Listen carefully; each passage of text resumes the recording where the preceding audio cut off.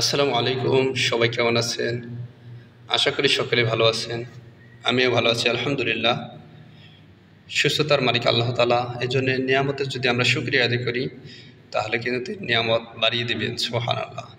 শুকরিয়া আদায় করতে টাকা লাগে না। একবার শুকরিয়া আদায় করলে মহান আল্লাহ তাআলা কত খুশি হন। সুবহানাল্লাহ।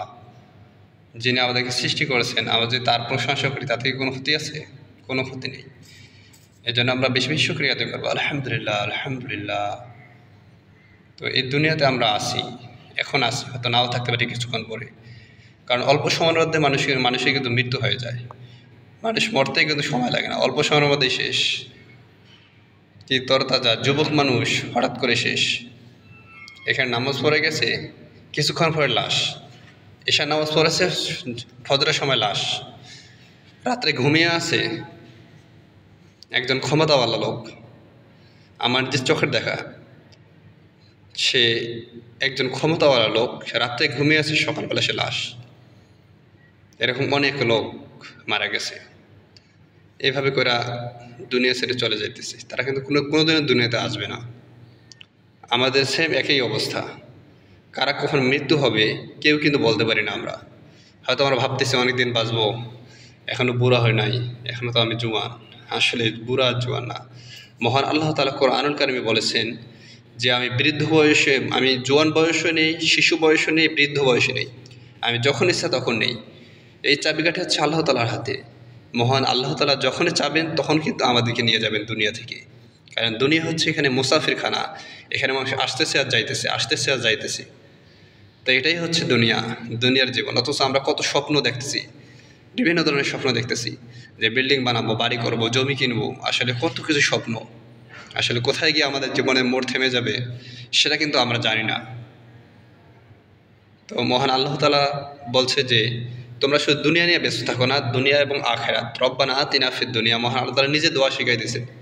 রব্বানা আতিনা ফিদ দুনিয়া হাসানাতাও ওয়া ফিল আখিরাতি হাসানাতাও ওয়া কিনা আযাবান নার। যে তোমরা দুনিয়া এবং আখিরাত দুইটাই চাও আমার কাছে। তো আমরা এই জন্য দুনিয়া নিয়ে পড়ে না থাকি, পাশাপাশি পরকাল তৈরি করার চেষ্টা করি। কারণ দুনিয়ার জিন্দিগি অল্প সময়, 50, 60, 70, বেশি হলে 100 বছর বাঁচবো। এরপরে কিন্তু এমন একটা জিন্দিগি আছে যে জিন্দিগির শুরু আছে, শেষ নেই, অনন্তকাল চলতেই থাকবে। কোনো শেষ নেই, অনন্তকাল চলতেই থাকবে, চলতেই থাকবে, চলতেই থাকবে। দুনিয়াতে যেমন খাওয়া পড়া বাসস্থানের দরকার আছে, পরকালও ঠিক এরকমই দরকার। এই জন্য সেটার জন্য তো কাজ করতে হবে আমাদেরকে। কারণ পরকাল হচ্ছে ওখানে ফল দেওয়ার জায়গা। আপনি দুনিয়াতে পরিশ্রম করলে ওখানে আপনার পারিশ্রমিক দিবে। এই দুনিয়া হচ্ছে পরিশ্রমের জায়গা, আর পরকাল হচ্ছে সেখানে কর্মফল দিব। সেখানে সারা জীবন আমরা যা করব সেটাই কিন্তু আমাদেরকে দেওয়া হবে। এই জন্য আসুন আমরা সকলে এই মহান রবের ইবাদত করি। তিনি অনেক দয়াবান, ক্ষমাশীল। আমরা যে তার ইবাদত করি তিনি কখনোই আমাদেরকে নিরাশ করবেন না। এই জন্য মহান আল্লাহ তাআলার প্রতি আমরা শুকরিয়া আদায় করি বেশি বেশি, এবং তার হুকুমগুলো পালন করি, তাতেই কিন্তু তিনি খুশি।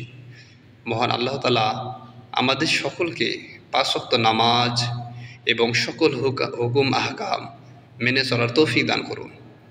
আর ভিডিওটি অবশ্যই কমেন্ট করবেন, যদি ভালো লাগে জানাবেন কীরকম হয়েছে ভিডিওটা। এবং এই আলোচনাগুলো সব কোরআন হাদিস থেকেই আমি করি, আমার নিজস্ব কোনো বানোয়াট আলোচনা নেই এখানে। তো যদি ভুল ত্রুটি হয়ে থাকে তাহলে অবশ্যই ক্ষমার দৃষ্টিতে দেখবেন। মহান আল্লাহ তাআলা সকলকে আমল করার তৌফিক দান করুন। আসসালামু আলাইকুম ওয়া রাহমাতুল্লাহ।